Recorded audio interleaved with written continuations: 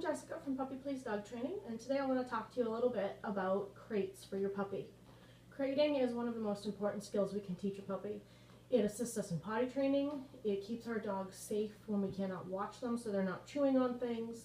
If we're going to have people coming and going from the doorway that we can't control, it's nice to be able to make sure our puppies don't run out the door. Most puppies are going to have to be crated at a vet or a groomer or boarded at some point in their lives, so it's really nice for them to learn that they're safe in a crate. Crating is also one of the safest ways to travel with your puppy. I am a huge advocate for crating dogs in the car. I've seen way too many accidents where dogs have been injured or distracted a driver. It's not worth it. Metal crates are very handy. They have a variety of sizes. They come with metal divider panels that you can go ahead and change the size of the crate for a growing puppy. So if you have a puppy that you expect to be quite large, you can start with a fairly small space and expand it without having to constantly upgrade the size of your crate. It has really good ventilation. Most of them have multiple doors, so you can have them situated in your house in a couple of different ways. If you do have to cover the crate for a dog's privacy or comfort, or if they bark a lot, I like to put something on the top that will overhang the edges by about an inch on each side. You can either do a piece of plywood or a piece of the Coroplast corrugated plastic, and then drape something over the edge so that they don't learn to just pull the fabric in through the bars. That's not fun.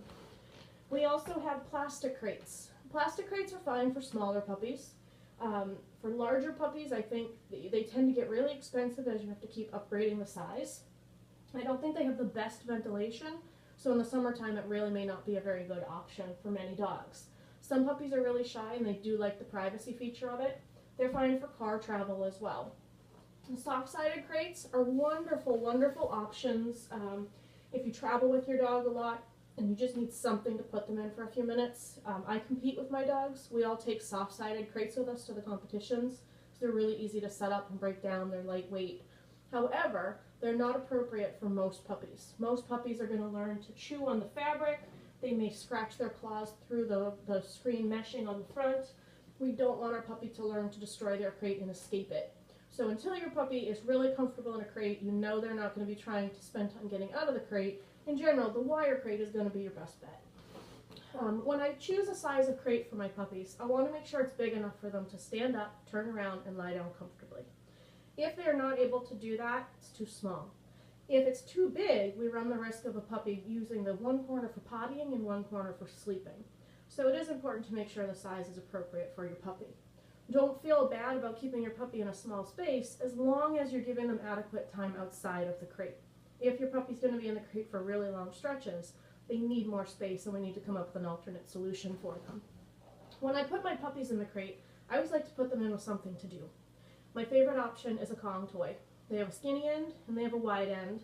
I fill the skinny end usually with a blob of peanut butter or a piece of kibble, and I fill up the other end with a mixture of yogurt and pumpkin. Then I stand it up in the freezer and let it freeze solid. Puppies love these. It's a nice soothing thing for their teeth and when they're teething and their little gums. It's a nice option for dogs who have sensitive tummies. Yogurt and pumpkin are pretty bland on a belly. You don't have to fill it up with that. You can always mix some kibble with some yogurt or some kibble with some pumpkin and give them something to do like that. Sometimes in a rush I'll just smear a little bit of peanut butter on the inside. My dogs are well trained at this point. They think that's just as exciting. So when I start, I open up my crate door and I toss the yummy thing in, and as my puppy follows it in, I say, "Go kennel." Puppy goes in to get their goodie, I close the door, latch it up, and walk out. After a very short period of time, I pick up a Kong and my dogs go to put themselves away because they know the wonderful thing's coming. I get to the point where I can tell my dog to go kennel, they go in first, and the goodie comes in afterwards. So it becomes a reward, not a bribe.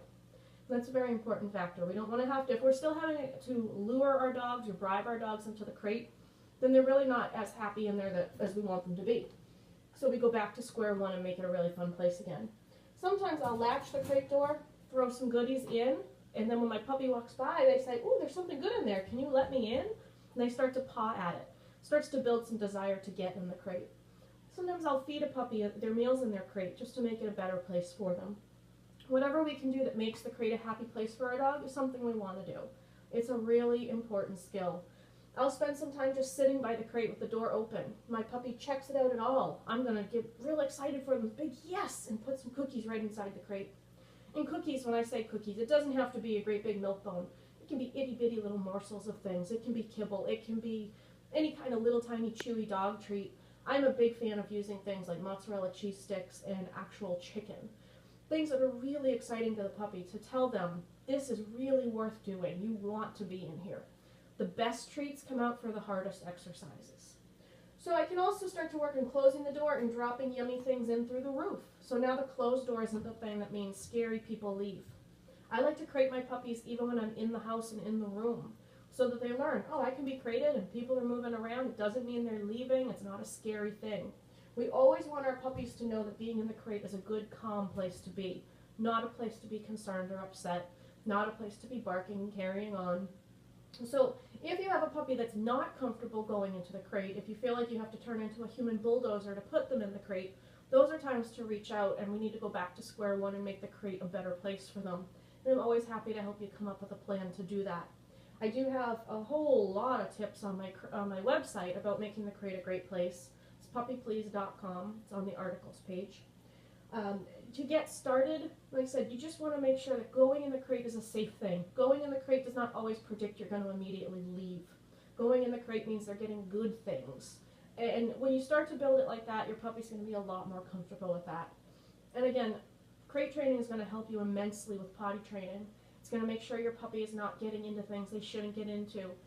It's one of those things that we wouldn't let a toddler walk around our house unattended, and we shouldn't be letting our puppy walk around unattended either. They should be in the room with us at all times, or in their safe space, which can be their crate. It can be a puppy-proofed room. But a crate is really going to be one of your best friends, and I encourage you to work on it and make sure that your puppy feels good with it. If they don't, at any point in time, you can feel free to reach out to me or to reach out to anyone at Canine Commitment, and we will help make sure that your puppy is off to the best start possible. So good luck and have fun.